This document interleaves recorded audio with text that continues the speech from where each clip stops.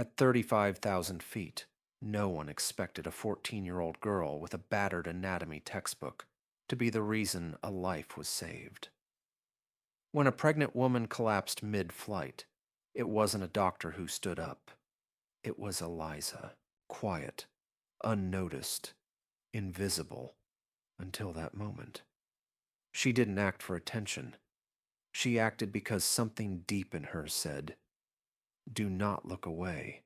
Hours later, when the billionaire whose wife she saved offered her anything she wanted, Eliza made a request so selfless, so specific, it brought the man to tears.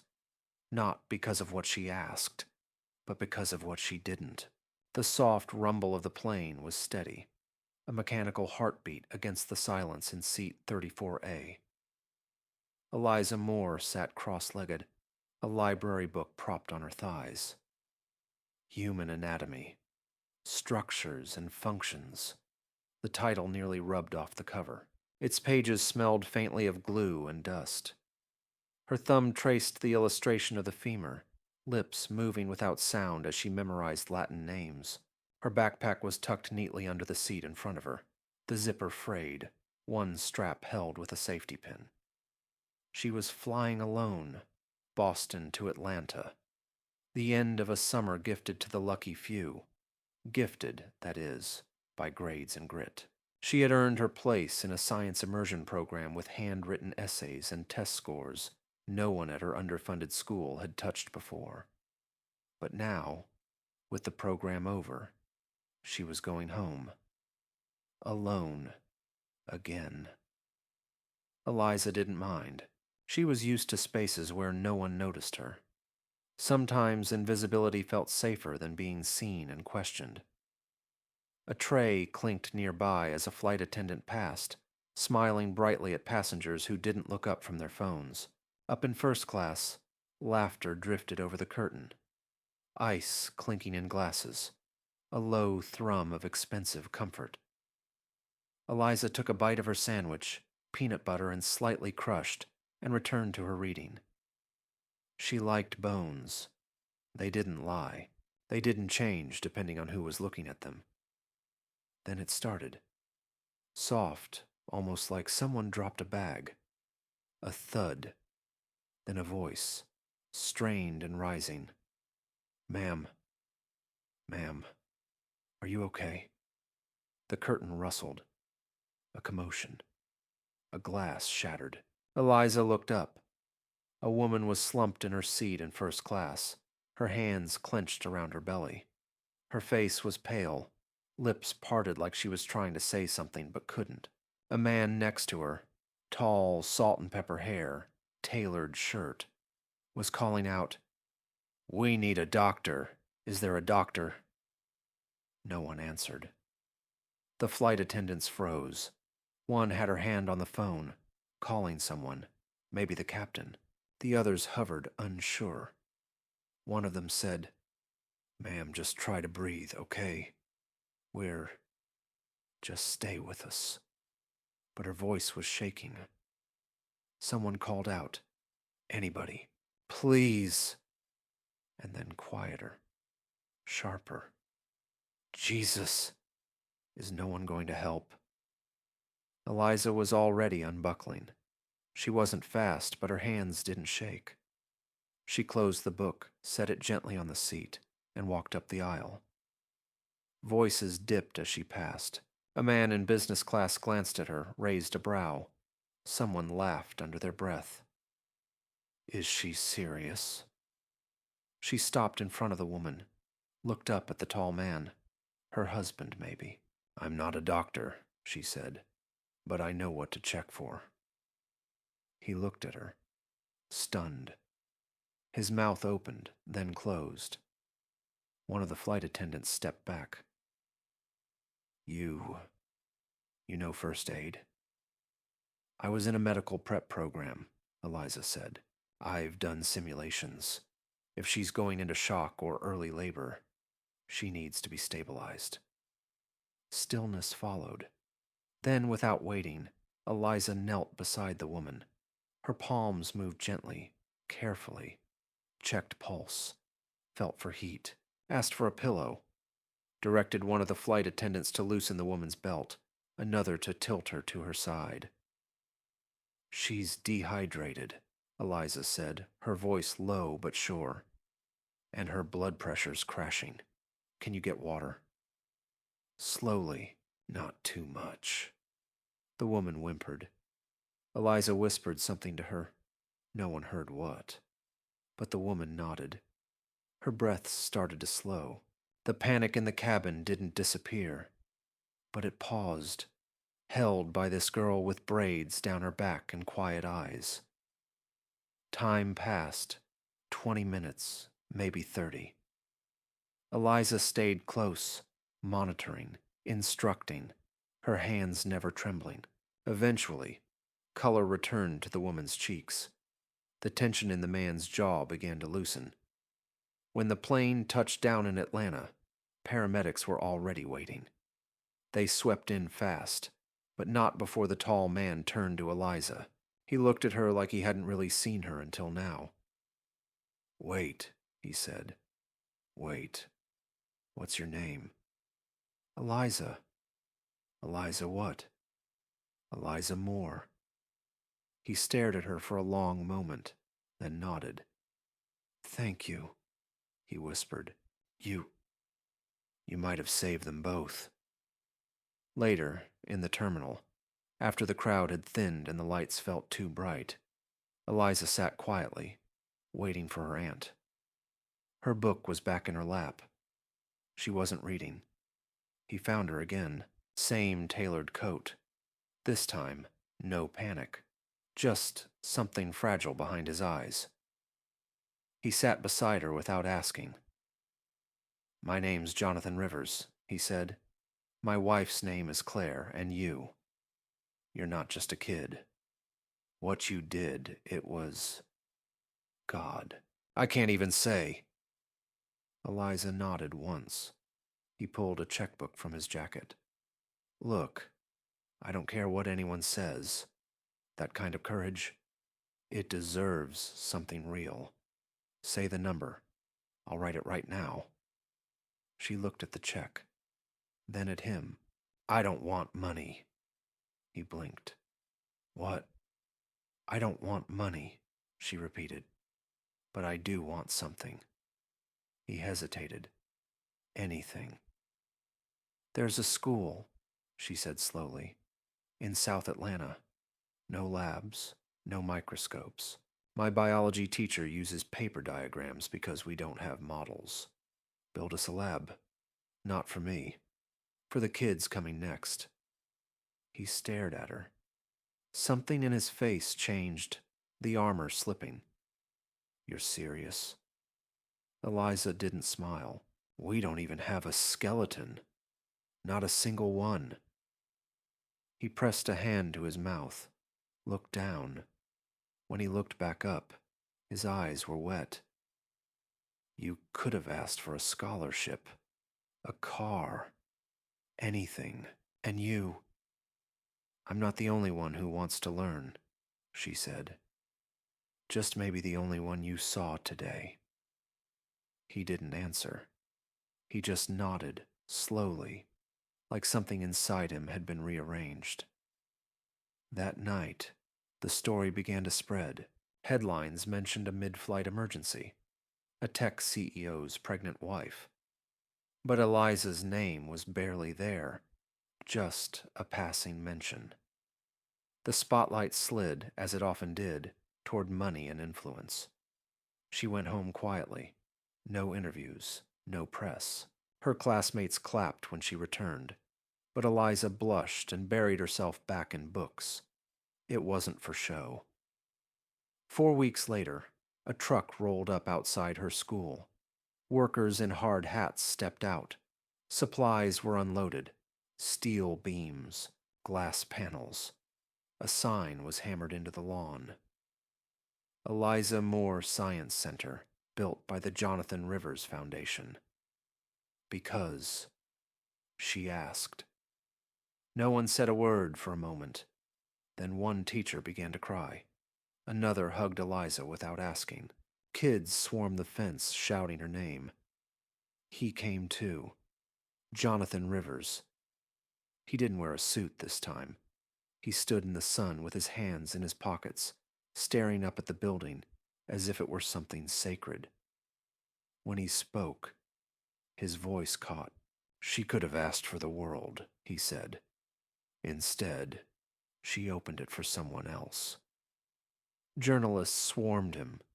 Eliza stepped back, unnoticed again, the way she liked it. But the plaque at the gate bore her words, etched into steel. You don't have to be important to do something important. And the man who once built empires now watched teenagers file into a lab he never would have thought to build. If a girl with a library book hadn't looked him in the eye and asked for more than herself. At 7:12 a.m., the construction dust still hung low over the south lawn of Carver High School, catching in the morning light like fine chalk. The building stood quiet, clean-lined and new, glass panels gleaming behind yellow tape. Students gathered, hushed, some still in backpacks they'd had since 6th grade, staring at the sign freshly bolted near the entrance. Eliza Moore. Science Center. Letters cut in steel, sharp against the brick. Eliza stood to the side, not quite in the circle, her hands tucked deep into her jacket sleeves. Someone had drawn her face in chalk on the walkway. She didn't like it. Too big, too bold. It didn't feel like her. She kicked at a corner of the line with her toe and kept her head down. Teachers moved slowly around her, glancing over, not saying much. Mr. Green, her biology teacher, had circles under his eyes and the same tie he wore when the principal retired. He stopped near her but didn't touch her shoulder. Just looked at the center, exhaled, then looked away. Then, the cars started arriving. Journalists, Foundation people in suits. A man in a brown polo shirt tried to hand her a lanyard with a name badge. She shook her head. A long, black car rolled up the driveway like it didn't belong in this part of town. Out stepped Jonathan Rivers, again without a coat, again walking like he wasn't used to standing still. His assistant trailed behind, murmuring something about a speech. He didn't listen. He saw Eliza and walked straight toward her. I didn't think you'd come, he said, pausing like the sentence could have gone another way. I go here, she said, quiet. He gave a crooked smile. Yeah, right. They stood in silence. The crowd began to form behind them. A podium was rolled into place. Someone tested a mic. Eliza shifted her weight. You want to say something? He asked. She shook her head. Even just a thank you? She looked at him. I already said what I needed. He didn't push. Instead, he walked up to the microphone, cleared his throat once, then again. Most buildings like this, he said, are built because someone gave money. A murmur. This one exists because a 14-year-old girl told me the truth, and I listened. He looked over his shoulder. Eliza kept her eyes on her shoes. She didn't ask for a reward. She didn't ask for college. She didn't even want to be noticed. He swallowed. She just wanted other kids to have what she didn't. A pause stretched long. I thought I was giving a gift. Turns out I received one. He stepped down. No ribbon cutting, no fanfare, just soft applause and the sound of a bird landing on the edge of the new roof. Inside, the science center smelled of fresh paint and unopened boxes. Glass cases held models of human organs. A real lab skeleton stood in the corner, arms slightly askew, as if waving.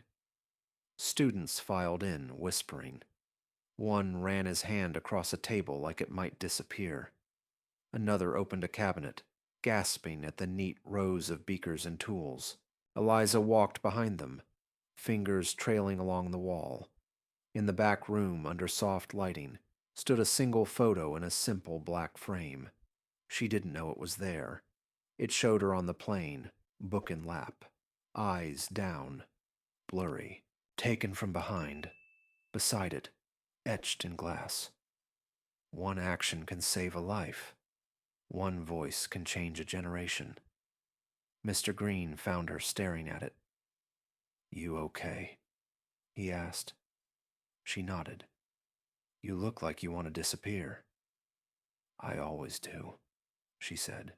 He smiled faintly. "You're allowed to be proud, you know." "I didn't do it for that." "I know." He paused. "That's why it matters." The weeks passed, then months. The center became not just a building, but a reason. Students stayed late. Clubs formed. One boy started a YouTube channel where he dissected frog models. Another wrote an essay about molecular structures that made it to regionals. The school started placing in science competitions for the first time in its history. And Eliza. She went to class, took notes, said little, walked the same streets to school, wore the same hoodie, carried the same stitched-up backpack. But now, when she raised her hand, people looked up. Teachers paused. Students stopped chewing gum and listened. Once, in the lunch line, a younger girl tapped her shoulder. "Are you the one from the plane?" Eliza blinked. "What?" "The one who saved the lady's baby." Eliza hesitated. "Yeah." The girl nodded. "That's cool."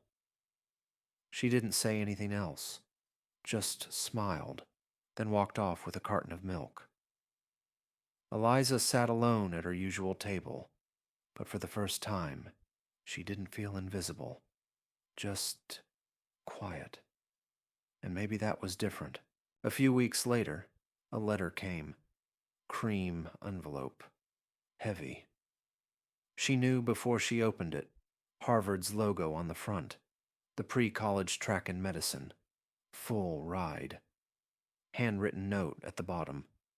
"We heard about your work. We'd be honored to have you." She read it once. Then again.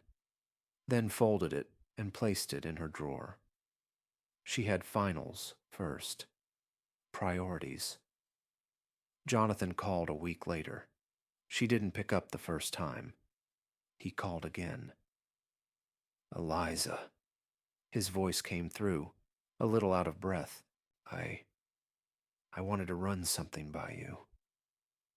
She sat on the porch, phone to her ear, the late sun catching the edge of the step. "I'm starting something," he said.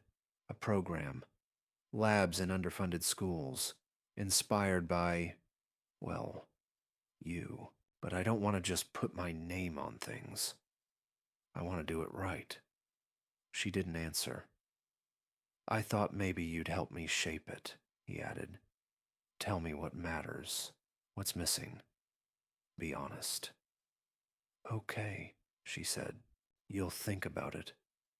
"No," she said. "I'll help." He let out a breath. "Good, because I don't trust anyone else to get it." She could hear him smiling through the phone. "You know," he said softer, "I thought I gave you a chance, but I think it was the other way around." She didn't say anything. In the months that followed, the program took shape. Not glossy, not loud, but deliberate. Labs started appearing in schools like hers, quiet places with loud potential. On the Foundation's website, under advisors, her name appeared, small at the bottom. But it was there.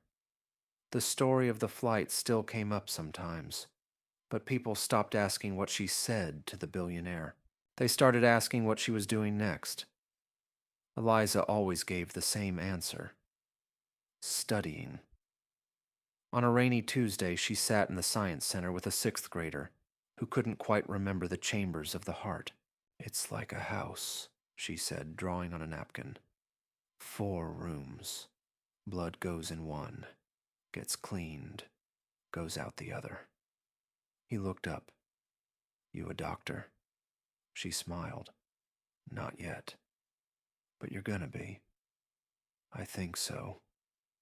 The boy nodded, serious. Cool. She handed him the napkin. Outside, thunder rolled low. In the hallway, the bones of the lab skeleton clinked softly as the door opened and closed behind them. The storm came at night, not a violent one, just enough wind to rattle the chain-link fences and press leaves against windows like wet hands. In the darkened science center, the emergency lights cast long shadows across the lab tables. A forgotten microscope blinked in standby. Somewhere, a leaky gutter tapped a slow, steady rhythm on the concrete. Eliza was still there. She liked the quiet after hours. No voices, no clatter of chairs, no one asking for quotes or photos or plans. Just the steady hum of electricity and her own breath, counted out between lines in her textbook. Her sneakers were off, tucked under the desk. A cup of vending machine coffee sat beside her notes, cooling fast. She had an exam in the morning, physics. But her mind kept circling. Earlier that day, she'd sat through a meeting with the Foundation's design team. They wanted to build 3 more centers, one in New Orleans, another in Detroit, a third in rural Mississippi. They asked her questions, nodded earnestly when she spoke, scribbled notes she didn't believe they'd read again. But Jonathan had looked at her differently. Quiet, watchful. You okay? He'd asked after the meeting, catching her alone in the stairwell. She didn't answer right away. Then, I'm tired. He nodded slowly. It's a lot. She looked at him. I didn't ask for this. No, he said. You asked for better. Now, as the rain deepened, she turned back to her book.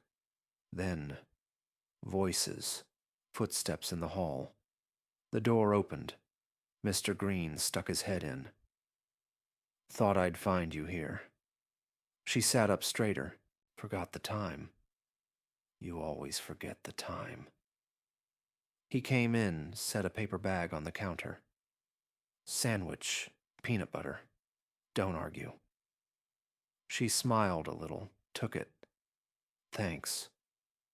They ate in silence, just the two of them, and the sound of rain. After a while, he spoke. You heard about Marcus. Eliza looked up. No. He got into the summer program, the one in Boston. Her eyes widened.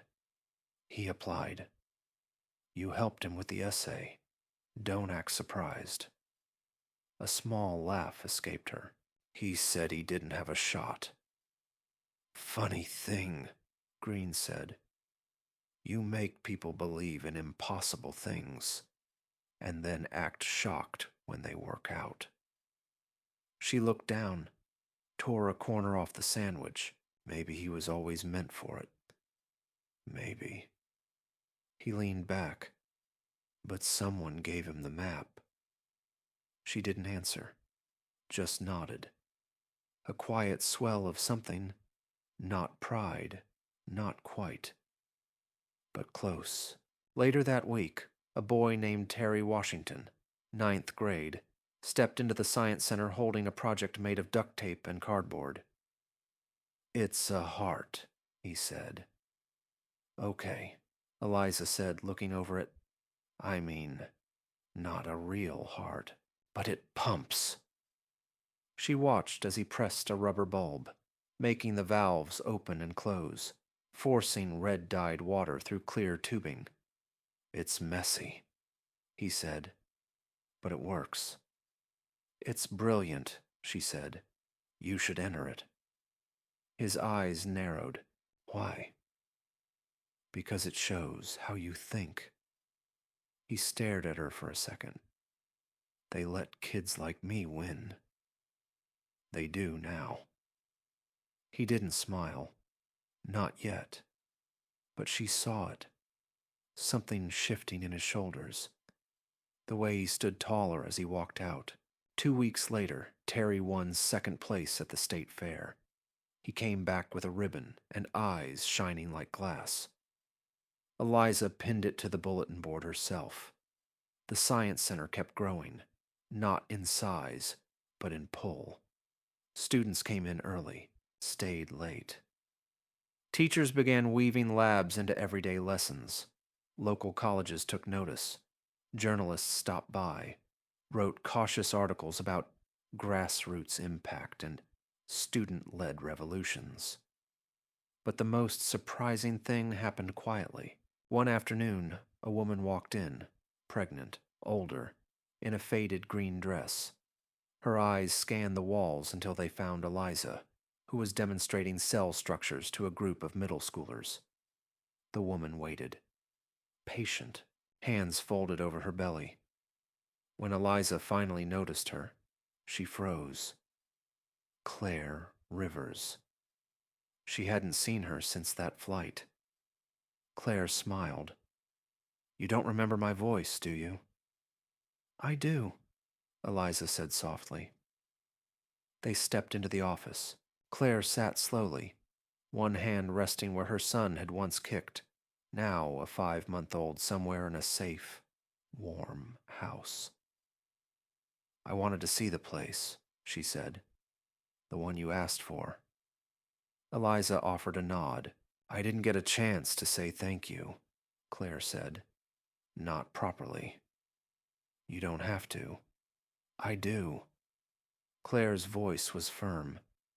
"I remember what it felt like, to not know if I'd see my baby, or his father.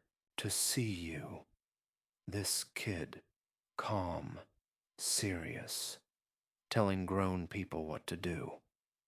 You weren't just brave, you were right." Eliza sat back.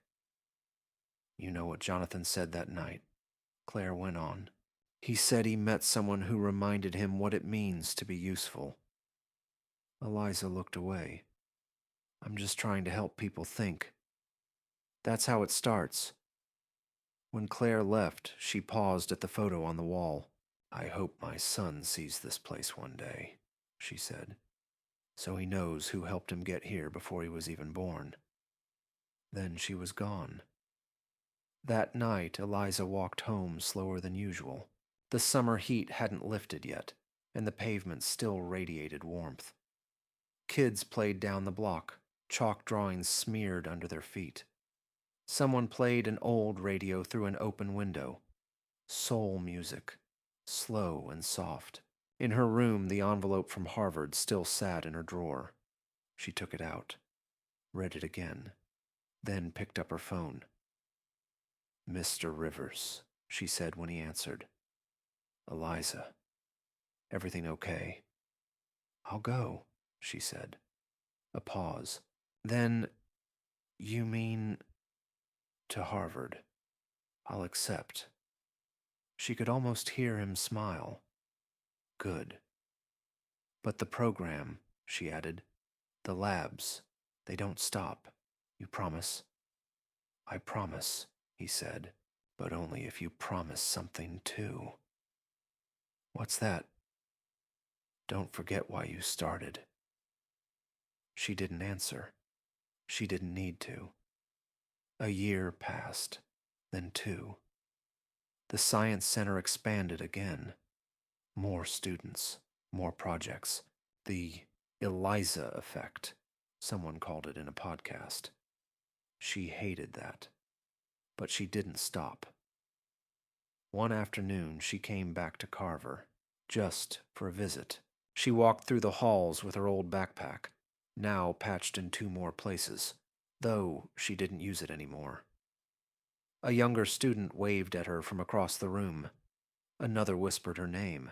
In the corner of the lab, a kid was teaching a classmate how blood moved through the heart using the same napkin sketch she once drew. She didn't interrupt, just smiled. And in that moment, invisible or not, Eliza Moore became exactly who she was always meant to be. Not a savior, not a symbol, just someone who had once stood up and spoken when no one else did. And that, it turned out, was enough to change everything.